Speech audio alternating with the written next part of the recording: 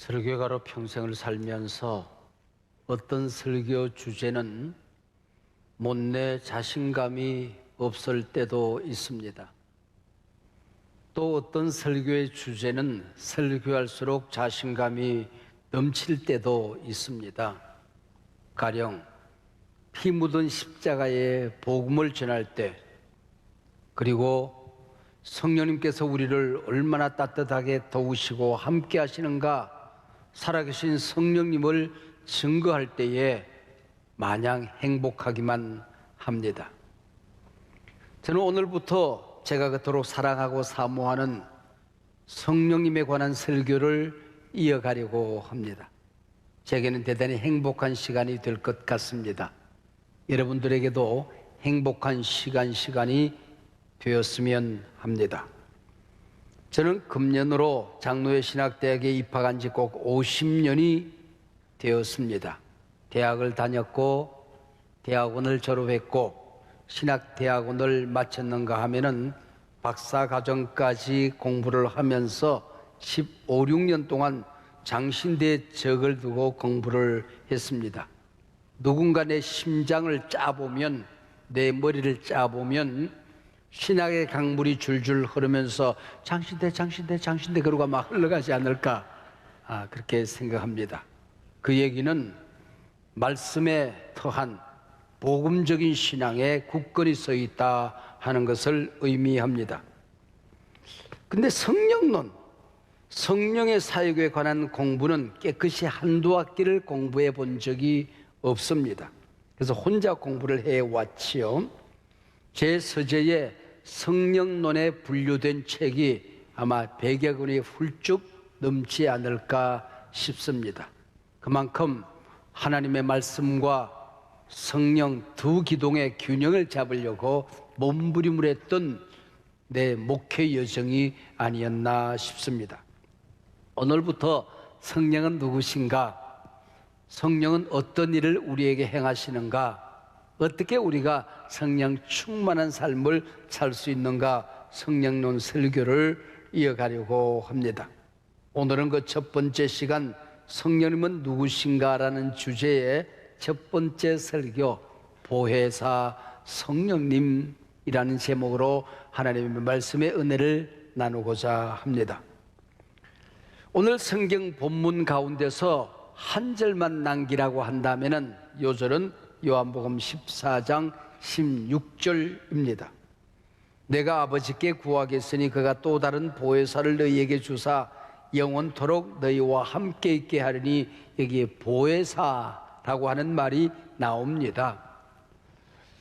요한복음 오늘 본문 14장 1절부터 24절까지 24절 안에 성령님의 동행과 위로를 말씀하시며 성령이란 단어가 한 번도 나타나지 않습니다.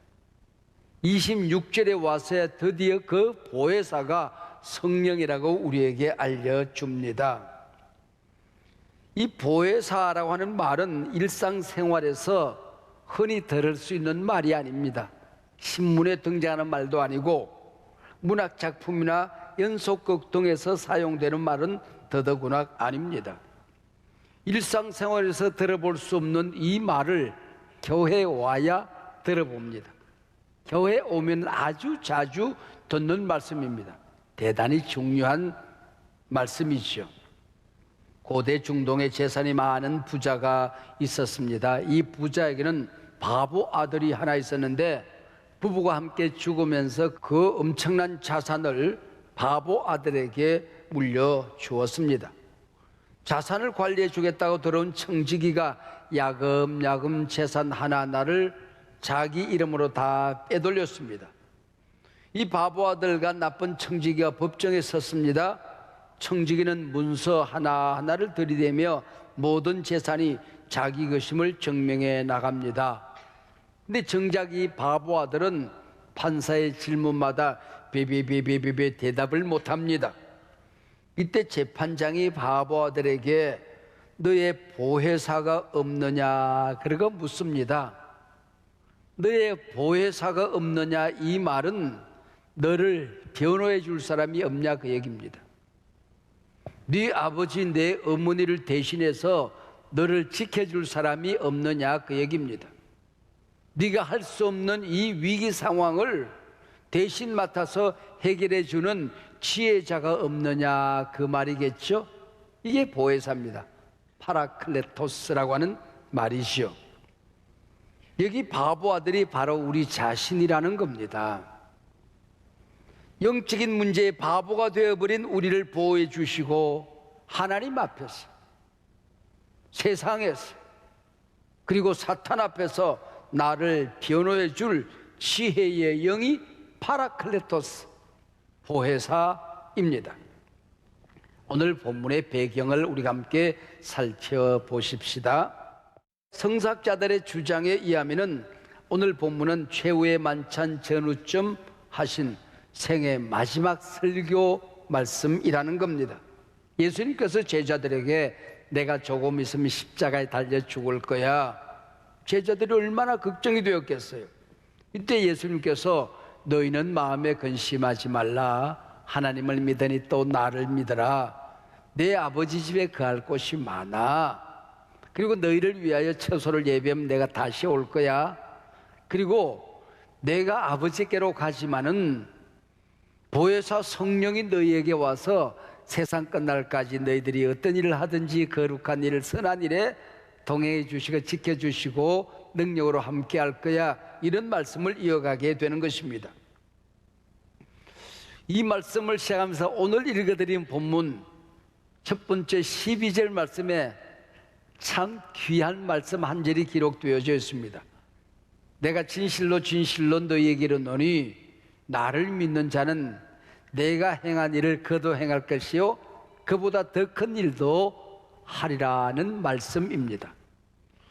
저는 신구약 성경 말씀을 안 믿으려고 해도 저절로 믿어지는 참 이상한 믿음의 은사가 있습니다. 못 믿을 말씀이 없어요. 그런데 딱 한 절, 이 요한복음 14장 12절은 믿어지지가 않더라고요. 아니 도대체 내가 누군데 예수님이 하셨던 일을 내가 해, 그보다 더 큰 일을 한다니, 이거는 말도 안 돼. 그래서 제가 제일 마지막에 믿은 말씀이 바로 이 말씀입니다. 이 말씀은 우리가 누구의 죄를 사하고 구원하여 하나님의 자녀가 되게 하고 천국 갈 수 있도록 한다고 하는 구속의 사역을 말하는 것이 아닙니다. 구세주는 예수님 한 분이시죠. 이 말씀을 두고 혹 가소로운 자들 가운데는 예수님은 고작 5,000명 앞에서 설교를 했는데 자신은 매주일마다 수만 명 앞에서 설교를 하니 이보다 더 큰 일이 아니겠느냐 그러고 자랑을 합니다. 또 어떤 사람들은 예수님은 한 사람 한 사람 고작 10명의 나 환자들을 고쳤는데 자기는 병원을 세워서 수백 명, 수천 명을 고치고 있으니 이보다 더 큰 일이 아니냐라고 또 자기를 자랑합니다. 혹자들 가운데는 예수님은 팔레스틴에 갇혀서 말씀을 증거했는데 자기는 온 세계를 다니면서 부흥회를 인도하고 복음을 전하고 있으니 이게 얼마나 예수님보다 더 큰 일이냐라고 뻑입니다. 오늘 본문은 감히 이처럼 건방을 떨라고 주신 말씀이 아닌 게지요. 앞으로 성도들을 통하여 제자들을 통하여 선교 역사에 교회가 세워지는 과정 속에 복음이 전해지는 과정 속에서 얼마나 전 세계 도처에서 엄청난 일들이 일어날 것인가를 말씀하는 내용입니다. 그 일이 우리의 능력으로 가능한 일이겠습니까? 우리의 이름으로 가능한 일이겠습니까? 그러면은 어떻게 이 일이 가능해질까요? 오늘 본문을 잘 읽어보면은 두 가지의 약속을 합니다. 첫 번째는 예수 이름의 능력입니다. 두 번째는 성령의 능력입니다. 예수 이름의 능력, 성령의 능력. 이 두 가지는 우리 그리스도인들의 최고의 자산이요 능력이 되는 것입니다. 오늘 본문 13절 이어지는 말씀입니다. 너희가 내 이름으로 무엇을 구하든지 내가 행하리니. 이어지는 14절 내 이름으로 무엇이든지 내게 구하면 내가 행하리라 그랬습니다. 예수 이름의 능력입니다. 전지에 있는 이름 중 귀하고 높은 이름, 주 나시기 전 지어진 구주의 이름 예수. 주 앞에 내가 엎드려 그 이름 찬송함은 내 귀에 들린 말씀 중 귀하신 이름 예수. 할렐루야. 예수님의 이름으로 기도하면 하늘의 문이 열립니다. 예수 이름으로 기도하면 하나님께서 귀를 여십니다. 예수님의 이름으로 기도하면 병든 자가 낫습니다. 마귀가 두려워 떨며 물러갑니다. 하늘 보아 창고가 열립니다. 택한 백성들이 주님 앞으로 돌아오는 것입니다. 너희가 내 이름으로 무엇을 구하든지 내가 즉시 시행하리라. 예수 이름의 권능, 능력입니다. 두 번째는 어떻게 이 일들이 가능할 수 있을까요? 성령의 능력으로 이 일들이 우리를 통하여 일어나게 된다고 하는 것입니다. 이 땅에 선한 역사는 나를 통하여 일하시는 성령님의 능력입니다. 또 다른 보혜사를 내가 너에게 보내겠다고 말씀하고 있는 것이죠. 예수님께서 십자가를 지시기 전 슬픔, 걱정에 잠긴 제자들을 위로하신 말씀이 오늘 본문 요한복음 14장, 다음 장 15장, 16장에 기록되어져 있습니다. 이 말씀을 이어가면서 성령을 주제로 4번씩이나 주님이 말씀을 하십니다. 교회 시대는 성령 시대입니다. 교회에 일어나는 모든 복음의 역사는 성령의 능력으로 이루어지는 역사입니다. 구약에 수많은 예언들이 기록되어져 있습니다.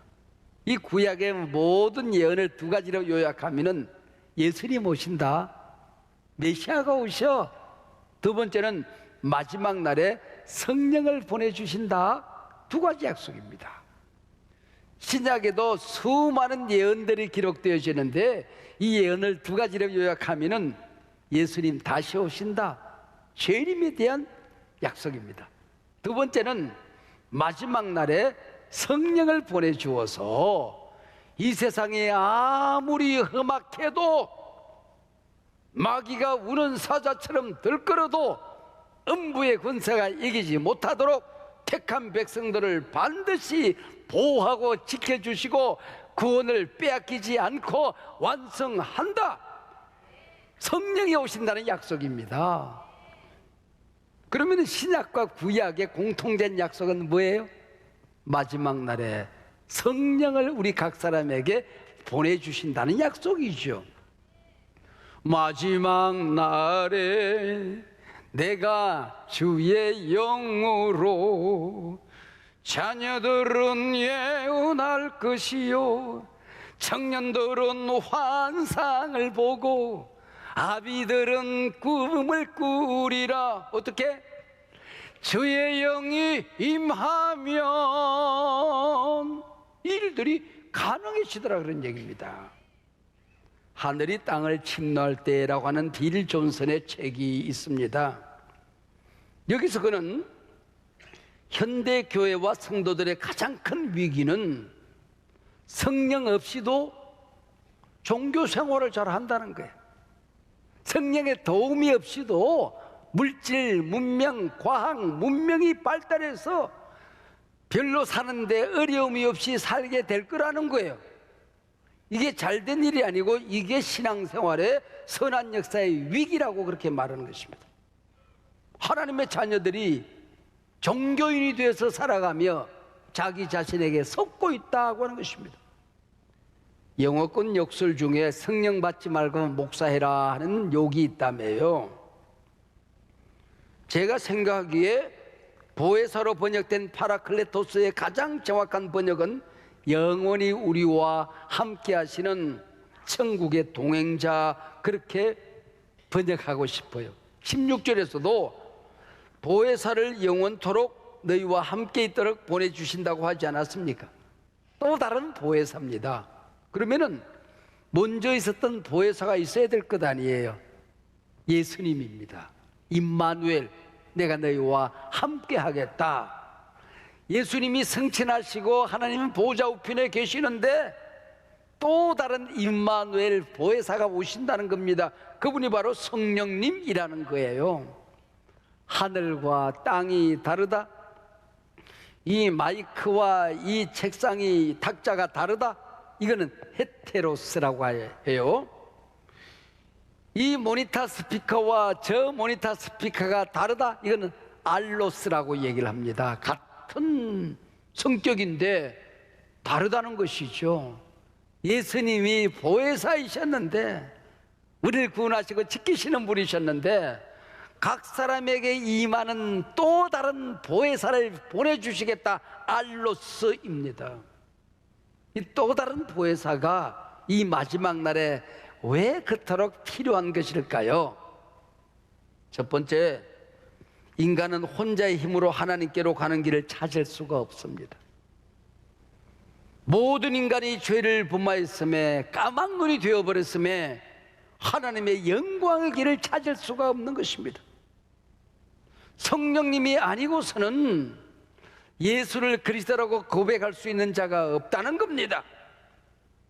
저는 자동차를 운전하다 보면은 내비게이션이 신통망통 꺼부랑통이에요. 얼마나 그게 신통한지. 그래서 내가 속으로, 야, 이거 내비게이션 개발한 사람 노벨상 줘야 된다. 내가 심사위원이라면 이거 한번 주겠다, 그 생각이 들 때가 있어요. 하도 거부할 때가 많아가지고. 근데 목회를 하다 보면, 신앙생활 하다 보면은 길을 잃어버릴 때가 있어요. 어디로 가야 하는지, 이걸 해야 되는지 말아야 되는지 막막할 때가 있어요. 그때 천국 가는 내비게이션, 성령님이 너희와 세상 끝날까지 함께 하리라. 할렐루야. 두 번째, 왜 천국 가는 동행자가 우리에게 그토록 필요한 것일까요? 여러분, 우리에게 친구도 있고 교우도 있고 부부도 있고 부모도 있고 자식도 있지만은 우리가 하나님 앞에 설 때는 구원받는 일은 단독자로 서는 것입니다. 안에 치맛자락 붙들고 천국 갈 수 있는 사람이 없는 거예요. 부모님이 천국 가는 불병거를 타고 자식이 천국 갈 수 있는 게 아니에요. 죽음의 자리에 설 때에 나를 따라올 수 있는 사람은 아무도 없는 것입니다. 아, 그런데 내 손을 잡고 천국까지 인도하시는 분, 죽음의 그 하늘이 블랙홀을 빠져서 천국으로 나를 인도할 때도 나와 함께 하시는 분이 계시니까 성령님이라고 하는 것입니다. 그래서 성령이 필요한 거예요. 세 번째로, 이 땅에서 우리가 신앙생활 하다 보면 우리 힘으로 안 되는 게 너무 많아. 무거운 짐이 너무 많아. 울어야 되는데 나와 함께 울어줄 사람이 그렇게 많지 않아. 나를 있는 그대로 사랑해 주는 사람이 그렇게 많지 않아. 그때에 나와 함께 하시는 그분이 바로 파라클레토스 성령님이라고 하는 것입니다. 혼자 감당할 수 없는 일이 너무나도 많아서 성령이 함께 하신다는 거예요. 여러분, 이 세상에서 가장 귀한 선물 있다고 한다면 성령 충만한 신앙생활입니다. 그 안에 다 있기 때문입니다. 성령으로 충만함을 받으시기를 바랍니다. 능력 받으시기를 바랍니다. 은혜 받으시기를 바랍니다. 여러분, 이 성령 충만이 그렇게 귀한 거예요. 일본 사람들이 소중히 사랑하는 관상어 가운데 고이라고 하는 게 있다고 그래요. 어항 속에서 키우면 5cm쯤 큰데요. 손가락만 하대요. 연못에서 키우면은 한 뼘이 좀 더 되는 25cm쯤 된다고 그래요. 굽이치고 흘러내리는 강물에서 크는 고이는 1m가 된대. 100cm가 된다는 거예요. 똑같은 고인데 어디서 자라냐에 따라서 크기가 달라지더라, 그런 얘기예요. 여러분들이 어항 속에서 사느냐, 연못에서 사느냐, 깊은 강물에서 사느냐에 따라서 그 믿음의 크기가 달라지는 거예요. 축복의 크기가 달라지는 거예요. 능력의 크기가 달라지는 거예요.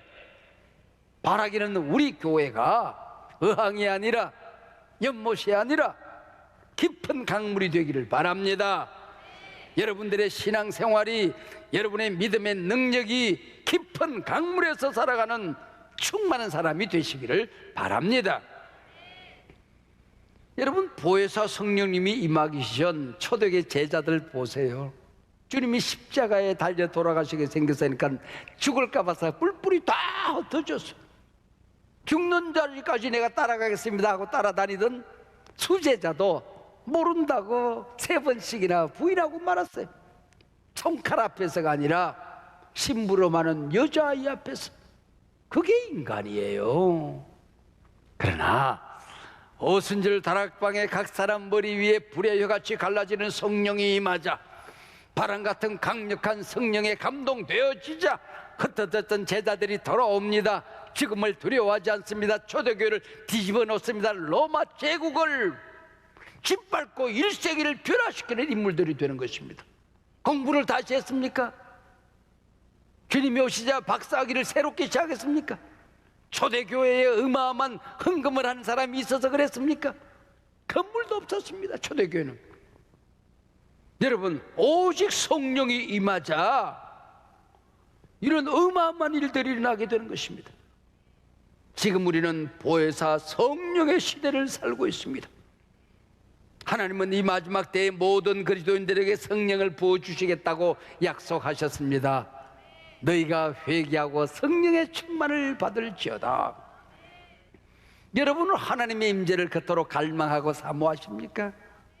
성령이 오실 때에 네 왕자를 내어드리고 내 마음 중심의 자를 내어드리고 그분 앞에 헌신할 준비가 되어져 있습니까? 하나님께서 여러분을 쓰시기를 원하고 여러분을 축복하기를 원할 때에 성령을 제한하지 않는 신앙의 고백이 있으십니까? 지금은 제가 우리 교우들 가정을 신방하곤 하지는 못합니다. 그러나 어느 정도 교회가 성장될 때까지 목사의 주 사역은 성도님들의 가정을 신방하고 교제하는 일들이었죠. 마두동 예배당 시절입니다. 젊은 집사님 한 분이 제게 찾아오더니, 목사님, 저희 집에 신방 한번 해주세요.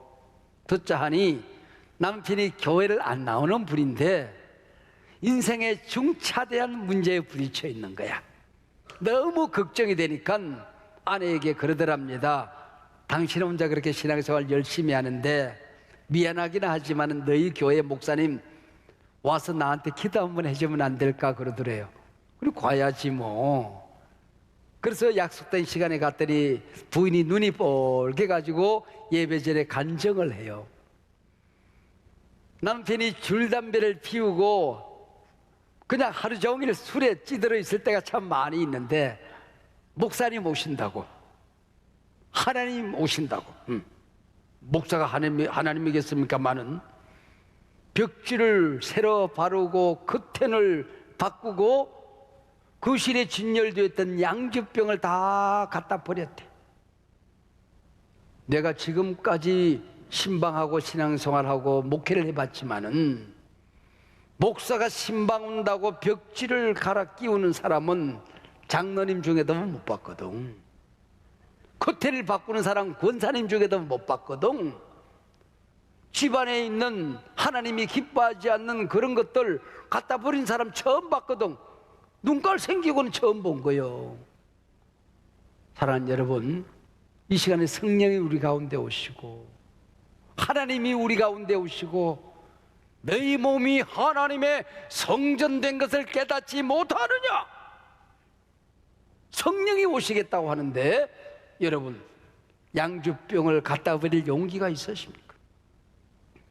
냄새나는 탐욕과 욕망과 음욕과 분노와 미움과 용서치 않음과 더러운 것들로 우글거리는 내 심령의 것들을 십자가 밑에 쏟아놓고 하나님을 모시고 성령을 모실 수 있는 용기가 있으시냔 말이에요.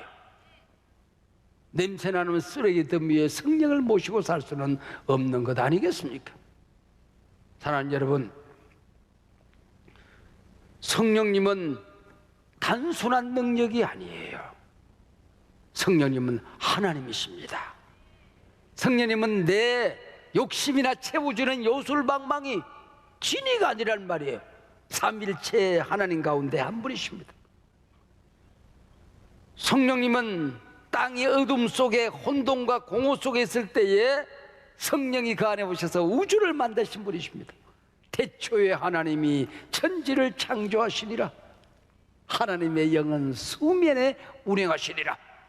그 품에서 우주가 만들어지게 되는 것입니다. 이 시간에 고백하십시다. 성령님은 나의 왕이십니다. 성령님 나의 주인이십니다. 나의 주권자가 되시는 분이십니다. 그분이 나를 인치셔서 하늘나라 백성을 삼아 주신 분이십니다. 내가 성령을 붙들어서 요술방망이 붙들어서 기적도 행하고 이것도 하고 저것도 하고 안 되는 일을 되게 하고, 이게 성령 받는 게 아니에요. 티끌 같은 먼지 같은 나지만은 성령이 나를 붙드시면, 성령이 내게 임하시면 이것도 하고 저것도 하고 죄를 이기고 질병을 물리치고 사단의 권세를 부셔뜨리고 기적을 행하고 은혜의 역사를 이 땅에 펼쳐가는 것입니다. 하나님의 자녀로 제자로 승리하며 살아가는 것입니다. 성령님은 인격자세요. 성령님은 모든 것을 알고 계시고 통달했어요. 내게 가장 선한 길이 무엇인지, 내가 지금 무엇 때문에 울고 있는지, 내가 지금 해결돼야 될 이 과제가 무엇인지, 이 길 가면 안 되는 길이 어딘지, 가야 할 길이 어딘지, 무겁기만 하고 엄중하기만 한 이 태산 같은 문제를 어떻게 해결할 수 있는지 성령님은 모든 것을 알고 계시는 분이십니다. 성령님은 나 때문에 기뻐하기를 원하십니다. 춤추기를 원하십니다. 근데 성령님은 나 때문에 슬퍼도 하시고 눈물도 흘리시고 고통을 겪으시는 분이세요. 성령님은 친히 말씀하시는 분이십니다. 선한 일을 계획하시고 나를 위하여 선을 행하시는 분이십니다. 생각지도 못했던 넘치는 일들을 하시는 것입니다. 진실로 진실로 내가 너희에게 이르노니 성령의 능력을 의지하면, 성령이 너희와 함께 하면 주님이 행했던 일을 너도 행할 것이요 그보다 더 큰 일도 성령이 행하리라. 믿으시길 바랍니다. 사사기에 삼손이라는 인물이 나와요. 내가 생각하기에 인류 역사 가운데 가장 힘센 사람이 삼손이 아닌가 그렇게 생각해. 길바닥에 굴러다니는 나귀 특비 하나를 손에 붙들고 훈련된 군사 1000명이 삼손을 잡으려고 덤벼들어요. 근데 나귀 특비 하나로 그 1000명을 몽땅 죽여버려요. 그냥 훈련된 군사가 창금을 들고 덤비는데 나귀 특비 하나로 군사를 그냥 다 끼워서 휙 던지니까 공중으로 그 땅바닥에 팩 떨어져 죽어요. 칼을 들고 덤비는데 나귀 특비로 그냥 다 끼워서 휙 던지니까 저 벽까지 휙 날아가서 꽹 그래서 죽어요. 그렇게 해서 1000명을 죽이는 장수 중에 장수 아닙니까? 그런데 성령이 떠났어. 자기 힘으로 그렇게 되는 줄 알았어. 그게 성령의 능력인지를 몰랐던 거야. 그래서 여자 품에서 머리가 잘려지고 성령이 떠나. 노예가 됐어요. 눈이 빠졌어요. 맷돌을 돌리는 노예가 됐어요. 조롱거리가 됐어요. 하나님의 사사가 이방인의 조롱거리가 되었어요. 맷돌을 돌리고 앉았어요. 비웃음거리가 되었어요. 이 장면을 기록하는 비극적인 기록한 도막이 있습니다. 사사기 16장 20절 말씀이에요. 사사기를 읽다 보면 가슴을 저미게 만드는 귀절이죠. 여호와께서 이미 자기를 떠나신 줄 깨닫지 못하였더라. 여호와께서 이미 자기를 떠나신 줄 깨닫지 못하였더라. 아무리 위대한 사람도 성령 떠나고 나면 눈 빠지는 노예가 되는 겁니다. 안 보이는 거예요. 힘이 없어지는 거예요. 사라지는 거예요. 여호와께서 이미 자기를 떠나신 줄을 깨닫지 못하더라. 직분 가졌다고 성령이 함께하는 것이겠습니까? 어제 잘 믿었다고 오늘 성령이 충만한 것이겠습니까? 성령으로 다시 한번 충만해지시기를 바랍니다. 오래전 경기도 이천에 한 교도소가 있었습니다. 지금은 아가페 재단이 설립한 소망교도소로 바뀌어져 있습니다. 이곳에서 사람을 변화시키는 프로그램이 뭐가 있나 찾아가지고 그 안에서 아버지 학교도 하고 알파 코스도 진행을 했어요. 우리 교회 알파 코스를 섬기는 팀들이 2층까지 가서 무기수, 장기수들이 있는 그곳 감옥 안에 들어가서 알파 코스를 진행을 했어요. 근데 그 섬기던 분들이 목사님, 아무래도 성령 수양에는 목사님이 와서 해 주셔야 되겠어요. 그러자 성령 수양을 인도했어요. 제가 지금까지 수없는 사역을 하고 교회를 섬기고 목회를 하고 성령 수양회를 섬겨왔지만은 그곳에서는 듣지도 보지도 못했던 성경이 말하는 이적과 기사와 표적과 성령의 임재와 권능과 은혜의 역사가 일어나기 시작을 했습니다. 사람을 하도 많이 죽여서 사람 죽인 간증하는 게 이 양반의 직업이 되어서 감옥 안에서 이 사람이 사람 죽인 게 죄라는 것을 성령이 가르쳐 주니까 자기 가슴을 난도질을 하는 거야. 그 죽은 영혼들을 향하여 미안한 마음과 가족들을 향한 이 통의 자복이 하나님 앞에서 자기 죄를 깨닫고 땅바닥에 뒹굴고 죄라는 죄는 다 짓고 무기수가 되어 있는 사람이 거기 들어왔어. 이 양반이 기도하다가 방언이 터졌어. 땅바닥에 들어누워서 두 다리를 버둥대며 두 손을 휘휘 저으면서 방언으로 기도하기 시작한 것입니다. 내가 지금까지 본 역사 가운데는 가장 강력하고 뜨거운 역사였습니다. 생각해 보세요. 정말 성령이 역사하기에 그곳이 적합한 장소입니까? 은혜 받기에 적합한 사람들이 아니었습니다. 성령이 임재하여 역사할 수 있는 분위기가 아니었습니다. 우리 성령님은 어떤 상황에도 방해를 받지 아니하십니다. 인간의 어떤 약점에도 제한을 받지 아니하십니다. 우리가 약하기 때문에 강하게 역사하시는 분이십니다. 내가 문제가 많기 때문에 강력한 성령의 임재가 우리 가운데 나타나게 되는 것입니다. 사랑하는 여러분, 제게 어떤 분이 물을 거예요. 목사님, 저는 신앙이 너무 어려요. 이제 교회 나오기 시작했는데요, 나 같은 사람도 성령 충만한 삶을 살 수 있을까요? 그럼요. 당신의 신앙이 어리기 때문에 성령이 도와주기 위해서 오시는 거예요. 더 강력하게 오시는 거예요. 더 충만히 오시는 거예요. 목사님, 나는 아직 죄 문제를 해결하지 못했어요. 해결을 아직 하지 못했어요. 사람들에게는 속일 수 있지만 하나님 앞에서는 속일 수 없는데 어떻게 해요? 나 같은 사람도 성령 받을 수 있을까요? 그럼요. 당신 혼자 그 죄 문제를 해결할 수 없겠기에 성령이 오시는 거예요. 회개하고 성령의 충만을 주시기 위하여 오시는 것입니다. 목사님, 나는 지금 살아야 될는지 죽어야 될는지, 내가 겪고 있는 이 문제가 너무 크기만 해요. 세상에 누구도 도와줄 사람이 없어요. 나 같은 사람에게도 하나님이 임재하실까요? 그럼요. 그 문제 해결하실 분이 하나님밖에 없어서 하나님이 오시는 것입니다. 당신 혼자 힘으로 감당할 수 없어서 오시는 것입니다. 그 문제가 너무 크기 때문에 강력하게 임재하시는 것입니다. 할렐루야. 믿으세요. 믿으세요.